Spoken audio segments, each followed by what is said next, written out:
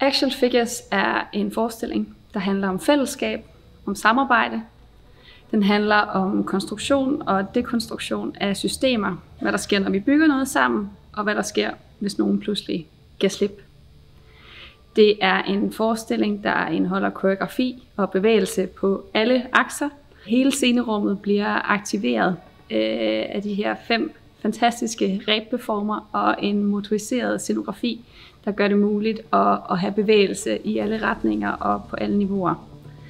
Det er en forestilling, som er skabt i samarbejde med rigtig mange dygtige kræfter. Vi har professionelle ræbartister, vi har et arkitektfirma Standard Practice, vi har jeg som koreograf fra Wired Studio, vi har nykomponeret musik fra den elektroniske duo Mercy og flere andre rigtig dygtige kræfter bag forestillingen. Og det er en forestilling, som får premiere på Bora Bora den 21. november, og vi glæder os rigtig meget til at vise jer den.